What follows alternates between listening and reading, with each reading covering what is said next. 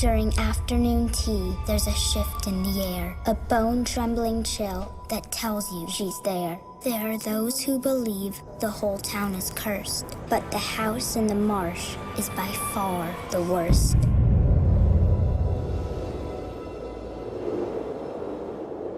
I think people are fascinated by the afterlife. Ghosts are a very interesting arena to explore, and The Woman in Black is a classic ghost story. Arthur. After the death of his wife 4 years ago, my character Arthur becomes completely detached from the world. He's a lawyer and is sent by his boss to come up to Crith Gifford after the death of Alice Drablow. Trying to sell Eel Marsh House. He won't find a local buyer. Good evening. I have a room booked until Sunday. Well, we're back to the rafters. It's that classic motif of somebody going into a village and being made as far from welcome as you can possibly imagine. I made it clear to your firm that there was no need for you to make the journey. It's a pleasure to meet you, Mr. Kipps. He ends up at this remote house where he sees the ghost of a dead woman. I saw a woman. I can assure you no one goes there.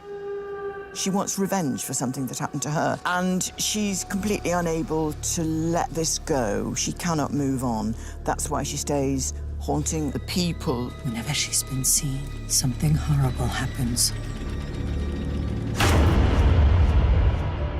James brings a vast understanding of the thriller genre. From a cinematic point of view, I love the fact that it's about what's just creeping into the edges of the frame. If you close your eyes or if you blink, are they there? Is the woman in black there? Is there something creeping out of the darkness? Who's there? And I think as a filmmaker, that's a wonderful thing to explore.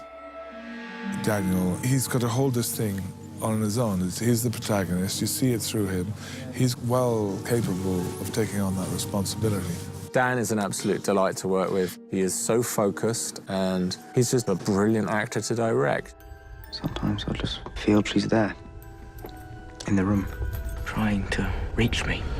The Woman in Black was just a terrific piece of storytelling. Susan Hill's novel is just wonderful. If we open the door to superstition, where does that lead? It's a great story. It's unsettling and frightening.